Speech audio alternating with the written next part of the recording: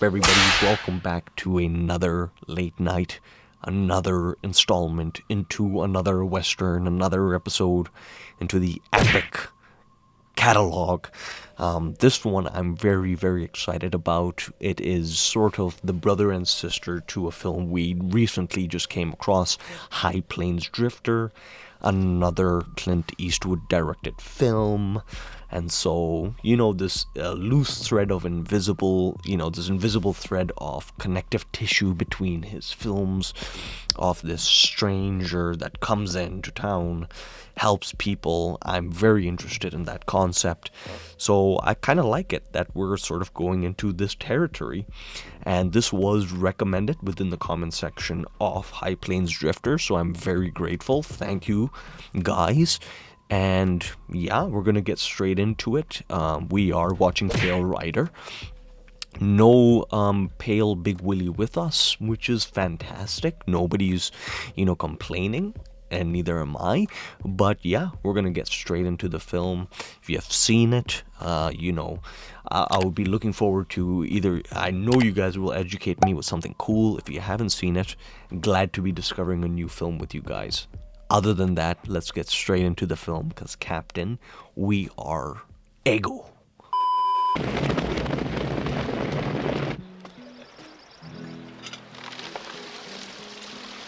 I like that we're getting sort of the contrast, and we know that there's going to be impending danger. We keep cutting back and forth between a very peaceful living and a group of men who are riding into somewhere with a force.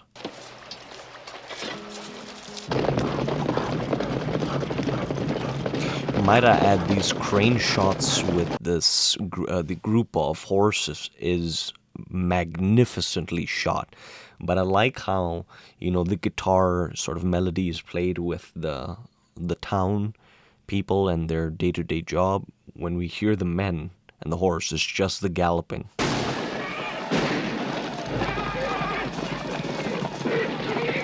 The choreography is quite impressive, because so far a lot of the shots are being done with like wide angle shots, which is fantastic.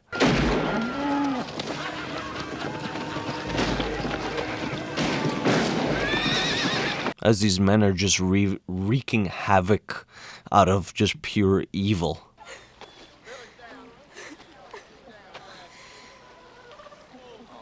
I'm very surprised by their, maybe tame is the wrong word, but it almost seems like they've been through this before. Yea, though I walk through the valley of the shadow of death, I shall fear no evil. Okay, I like that we're including the Psalms. If you don't help us, we're all gonna die. Please. It's funny, just as her petition and prayer, we cross-dissolve between a rider. Are you quitting, Mr. Barrett? Let's go into town, Teddy. Ain't that kind of dumb after what happened last time? Okay, what happened last time? Does my soul good to see a few extra thorns in his side. One day we'll strike it big. And when we do, I'll pay you off myself. It's actually very kind of the merchant to do that for him. I didn't come here to fight. Then you shouldn't have come here at all. You made a big mistake, Tin Pan. You know that? Okay, I see the connection. This sort of like angelic, sort of mysterious avenger.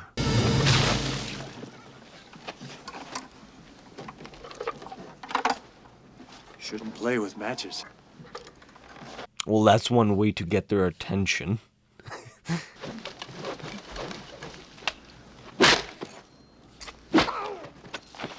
That's certainly something I didn't expect to be in a Clint Eastwood film, is sort of like bamboo sword fighting.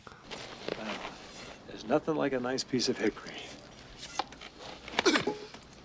Okay, so not bamboo, hickory.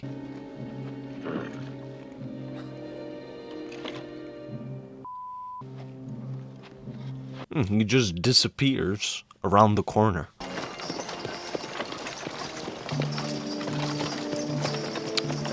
That was such a subtle camera move where we were following like the perspective of the wagon until we got onto the rider.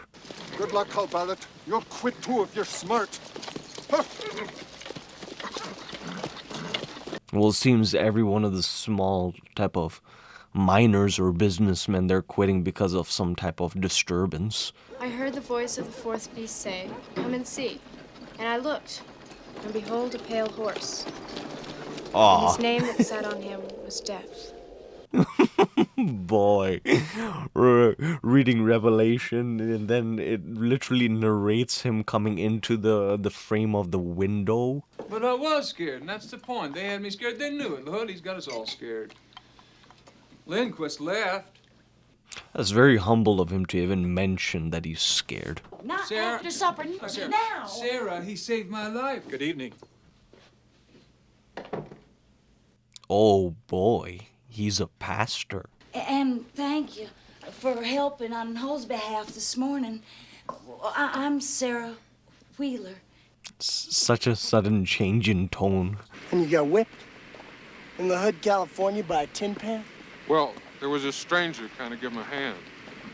The injuries get worse and worse. Oh, no, my claim is filed in Sacramento. Same as everybody else's. The only way La Hood can take this land legally is if we leave it. I see. Okay, now it makes sense. I'm gonna do it in, or it's gonna do me in. Well, I'd hate to lay odds on who's going to win that one.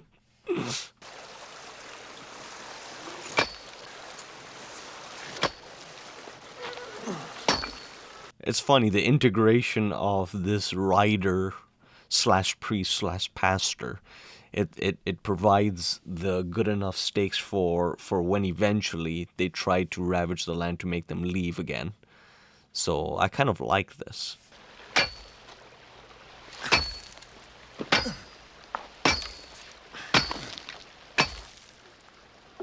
Boy, what a interesting extended sequence. Just two hammers clinking. I hope you won't take it personal when we tell you to get the hell out of Carbon Canyon now. Well, there's a lot of sinners hereabouts. You wouldn't want me to leave before I finish my work, would you? Good retort.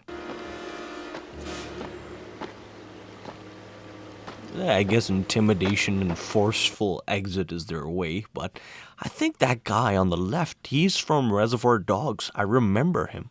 I just don't remember his name off the top of my head.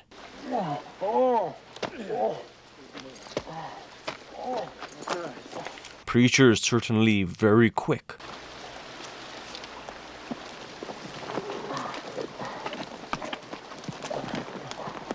You think you can make it? Well, as it was mentioned, they had never killed anyone, so I guess the show of the gun is just another intimidation technique.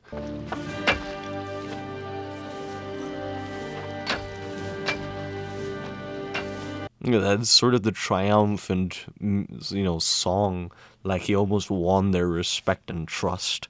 You boys, you go throw a rope around that man. You bring him to me. No, no. The preacher show is such a dent. That preacher. We'll have to find a way to deal with him. La Hood coming back from Sacramento, there's the urgency to get the preacher out. Isn't that beautiful? That's almost as beautiful as Sarah, huh? Sarah? Sarah? Well, at least they found it. At least Hull found it in the presence of the preacher. That would go a long way to clearing your credit, wouldn't it? Whoa, what is that? And what? And clear it and then some. Can we please? What do you think? Why not? Oh, boy, this should be interesting. And yes, he was right. That should clear his debt. On to town again, Mr. Barrett? That's right. You want to come along? Well, they didn't say it was a dumb idea. Well, Papa wants to see you, preacher. He does he? All right. The big shots go against each other now. Why not let the town be his parish? In fact, why not build him a brand new church? That's certainly a way to entice a pastor.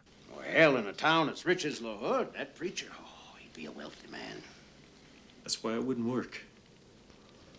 Can't serve God and mammon both. Oh. Those squatters, Reverend, are standing in the way of progress. Theirs or yours? He always has just the right thing to say. Hey, you read! Come on, read that, read! If it was worth the paper it was printed on, you wouldn't be trying to bribe me. Oh, very smart. And according to Hull, he also had legal rights according to Sacramento. And any blood gets spilt will be on your hands. He doesn't even need to say anything. How about $100 a head? How about 1,000?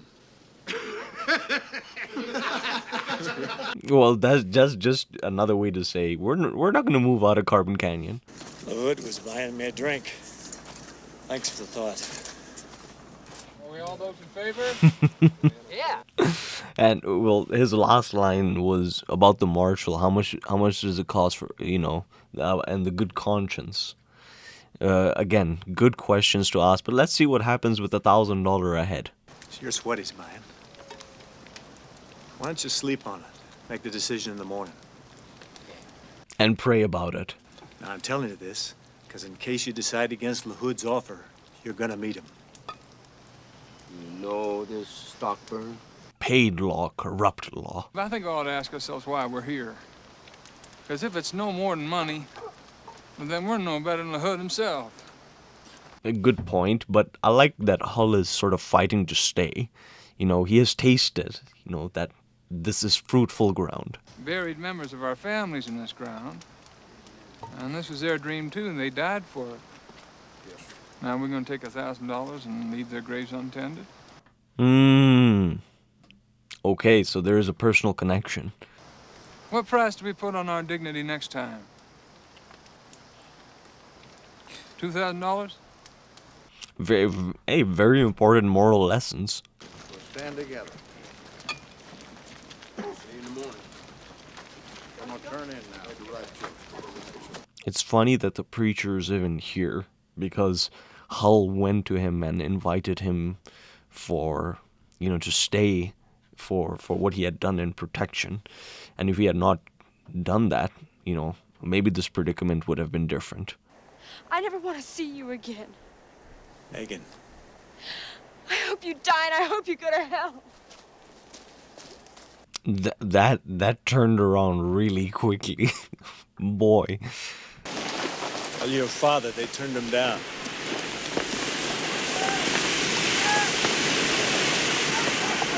He comes here just to tell him that.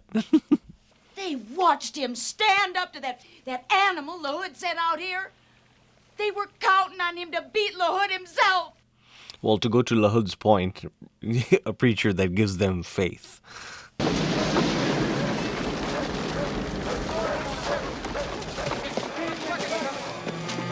Okay, I think it's going to come to the point where Megan is going to pray again for him to come back. Well, I reckon it's time to Boy, that was John Wick before John Wick. Just gave him a key. And he got his guns. Put away his ribbon. I actually don't know what you call that, but boy, that was something. Well, let's play her out a couple days. What can we lose? Hey there, that's the spirit. That's the spirit. With the preacher gone and LaHood on the warpath, your life won't be worth spit. If I was you, I'd pack them two ladies and get. Again, that's not motivating.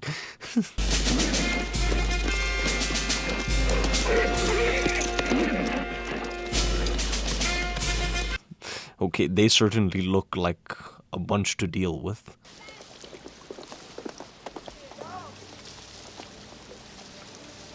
Is that whole thing gold? Look at this!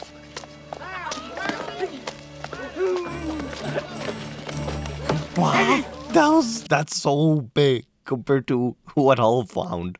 We're going to town. Us? We're going to town! His eyes were so big, like Gollum seeing the ring. Sure looks like Spider payday come. Yeah. Maybe it's just his turn. Like it was your turn a couple of days ago. Well, so I guess to each his own and with their own find. We'll find ourselves another preacher.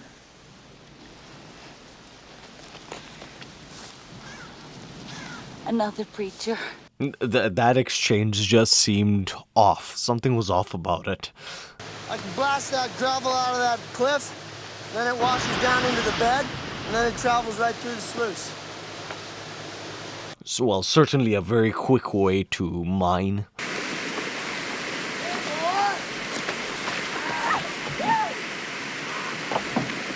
I'm assuming just right about now, Preacher might show up.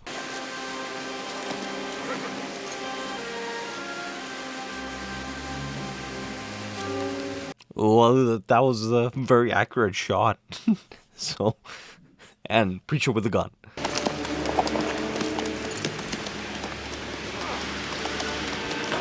Well, that should certainly get LaHood to be aware of his presence and put a hole straight through his son's hand. Come on out and have a drink! The run is man, you skunk butt! I hope he does not provoke onto his own death. Preacher. You take care of him. Along with the rest. How can you take care of somebody who spells sass so far up to Seattle? He recognized your name.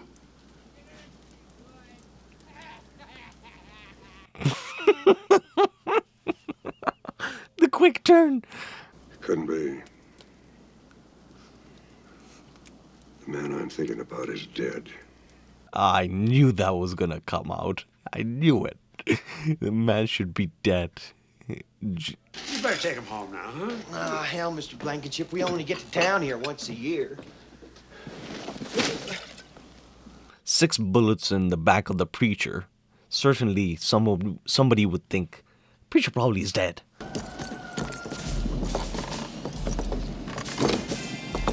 The fact that they're all wearing the same colored coat makes them look like wraiths. Like ring wraiths. Oh no, this is not good. Certainly their own law and justice. Gentlemen, say hello to Mr. Conway. Oh no. Oh no.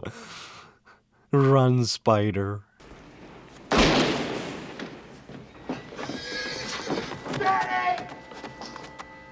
Oh boy.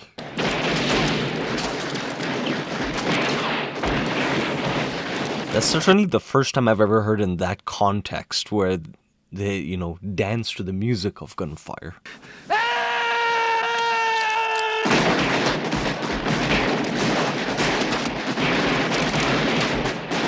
All they needed was for him to reach for his gun.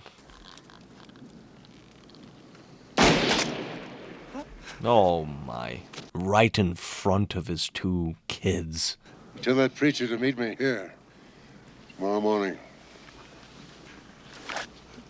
Yeah, I guess their price is pretty high and their conscience is long been calcified. Great, and LaHood was seeing everything through the window. Spider found a lump of aggregate chock full of nuts. The Wheeler girl's force lit. Come back without her, everybody's out looking. He could care less what the updates are.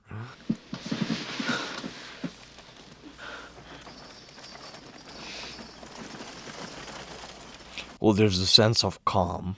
The protection that they know is available once the Preacher is back.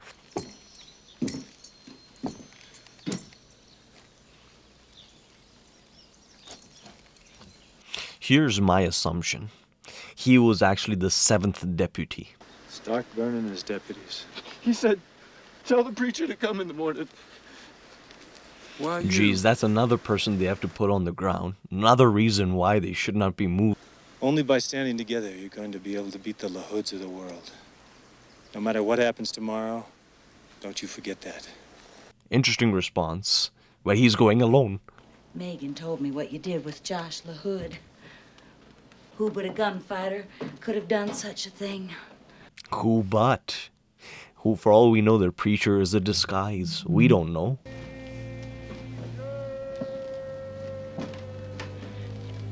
Who is that? Marshall. Okay, this duel is settling the old scores, kind of interesting. Who are you, really? Well, it really doesn't matter, does it? This is similar themes like High Plains Drifter. Somebody that they used to know, stranger that just comes in. Even with that rifle, you wouldn't stand much of a chance. That's for me to decide, ain't it? He has sand. And he's making his mark as like a protector. If anything, he can learn something from the preacher.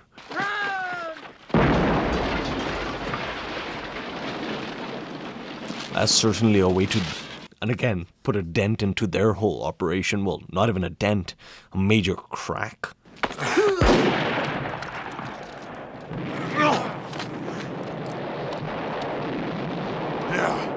Yeah, it seems he kind of appreciates the preacher, even what he did to protect Megan. Smart. He did that on. Smart guy. So long, preacher.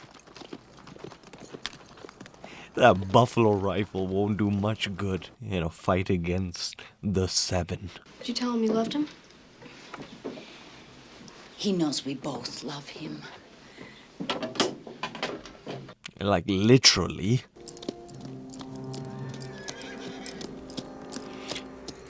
Very much so. Just a single shot of, Clint walking, riding with his horse in. It's almost like a continuity with the rest of the films. Like the beginning and book ending of High Plains Drifter. Just having that shot in itself weirdly connects the films. What's he up to?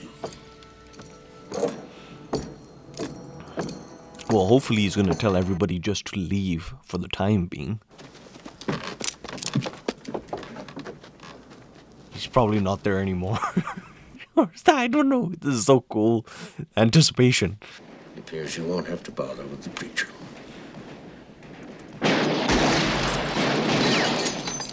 Yeah, right. Marshall knows that's not true.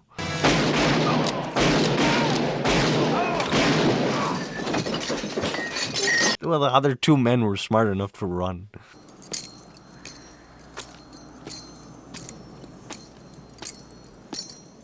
What an awesome frame.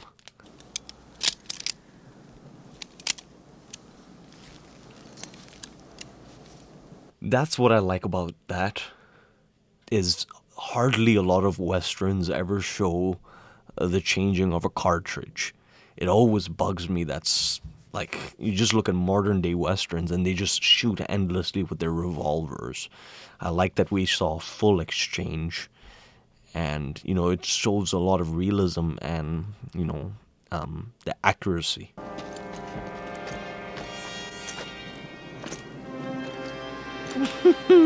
He just vanishes like a magic act.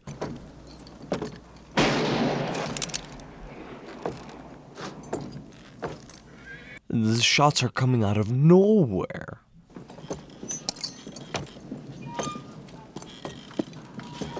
I like that the marshal is just standing there, almost like a scarecrow, because he knows there's going to be a final showdown between both of them.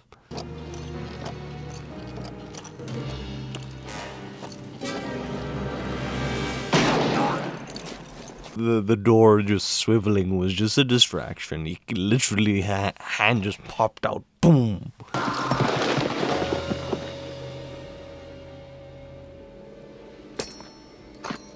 Well, that's one way to show your marshal what business you're about.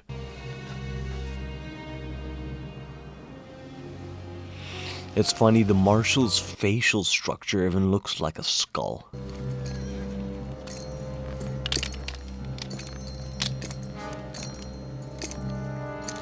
Marshall didn't go for it while he was recharging. So, and he looks to be scared for some odd reason. You! He's already dead. Exactly 6 shots where he was shot.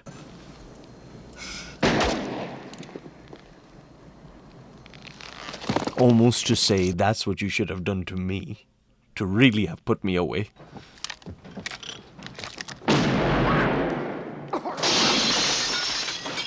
Well, he did redeem himself with a buffalo rifle. Wow, there you go. Even before she can even say goodbye, just disappears. We all love you, preacher. Well, build a church and he would come back. Thank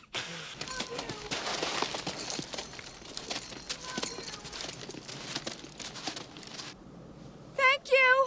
That was actually kind of cool to show that the voice echoed to the point where he actually heard it.